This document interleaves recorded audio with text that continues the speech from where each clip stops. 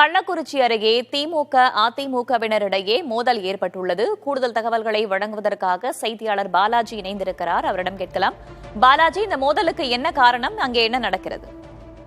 வேதவள்ளி, கள்ளக்குறிச்சி மாவட்டம் சங்கராபுரம் அருகே உள்ள வரவூர் கிராமத்தை சேர்ந்த ஆறுமுகம் என்பவர் அதிமுகவின் கிளைக்கழக செயலாளராக இருக்கிறார். இவர் நேற்று முன்தினம் சங்கராபுரம் பகுதியில் நடைபெற்ற எம்ஜிஆரின் பிறந்த விழா பொதுக்கூட்டத்தில் கலந்து கொண்டு அதிமுகவின் சாதனை குறித்து எடுத்து கூறியதாக கூறப்படுகிறது. இதனால் ஆத்திரமடைந்த திமுக பிரமுகரான காசிவேல் என்பவர் அதிமுகவின் சாதனைகளை எப்படி எடுத்து சொல்வார் என ஆறுமுகத்தை கேட்டதாகவும் ஆறுமுகத்தின் மனைவியிடம் குடிபோதையில் சண்டையிட்டதாகவும் தெரிய வருகிறது.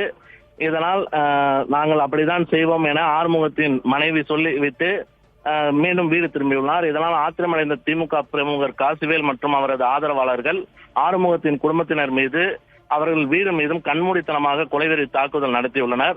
மேலும் இதனை தடுக்க சென்ற பொதுமக்களையும் அவர்கள் கடுமையாக திட்டியுள்ளதாக கூறப்படுகிறது. தொடர்ந்து இதில் காயமடைந்த ஆறுமுகம் குடும்பத்தினர் சங்கராபுரம் அரசு மருத்துவமனையில் தற்போது சிகிச்சை பெற்று வருகின்றனர். இது சம்பந்தமான வீடியோ தற்போது இணையதளத்தில் வைரலாகி வருகிறது. வேதவள்ளி, தகவல்களுக்கு நன்றி பாலாஜி.